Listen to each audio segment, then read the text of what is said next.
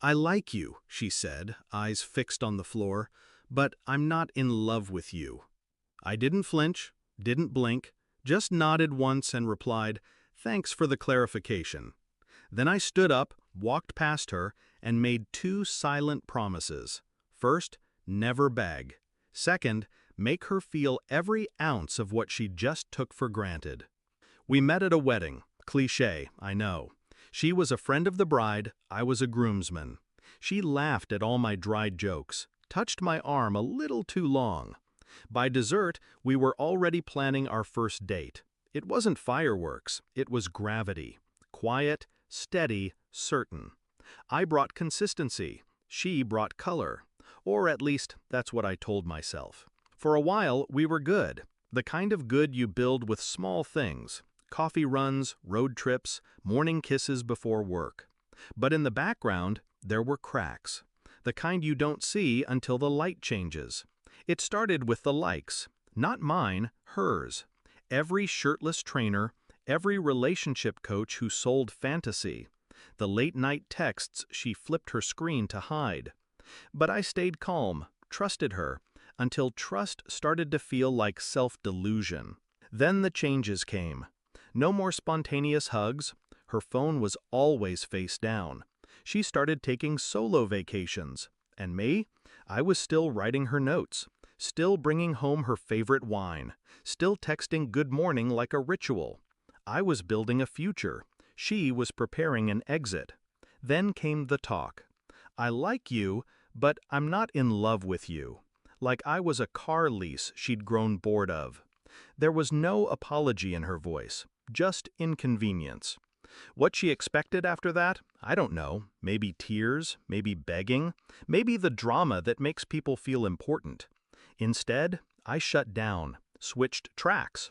If she wanted a roommate, I'd be the best damn roommate she'd ever had. No more good morning texts, no forehead kisses, no back rubs when her anxiety kicked in. The Spotify playlists I made for her, deleted. The shared calendar, gone. I stopped cooking for two. I stopped asking about her day. She'd come home to silence and leftovers. Hers. I slept on the edge of the bed like we were strangers on a plane. And for the first few days, she didn't notice. Then came the shift. She touched my arm one night. I didn't react. She posted a story in that dress she knew I loved. I didn't comment. She lingered in doorways, searching my face for something. I gave her nothing. And it rattled her. Because control isn't about love. It's about response. And I took hers away. She tried to pull me back. Want to watch a movie? No, I'm busy. Do you still love me? Don't worry, I like you. Her silence was deafening. Behind the scenes, I was preparing my exit. She didn't know I'd met with a realtor. Didn't know the lease had been changed. Her name only. She didn't see me clearing my name from every joint account. Didn't notice that the backup drive with our photos was wiped clean. I waited until she was out with her friends one night, packed only what I needed, left the spare key on the counter with a note that read, "Since we're just roommates, I figured it was time to move out. Rent's all yours now. You're welcome." She called 10 times. Texted, "Where are you? You're being petty. You're overreacting." Then the real message came. I didn't mean it like that. I just needed space. Space? I gave her a galaxy. A week passed, then two. She showed up at my new place once. Tears, apologies, old perfume. "I didn't realize how much I needed you until you stopped being there," she said. I looked her in the eye, calm, steady. "I didn't stop being there. You pushed me out. I just walked through the door you opened." She reached for me. I stepped back.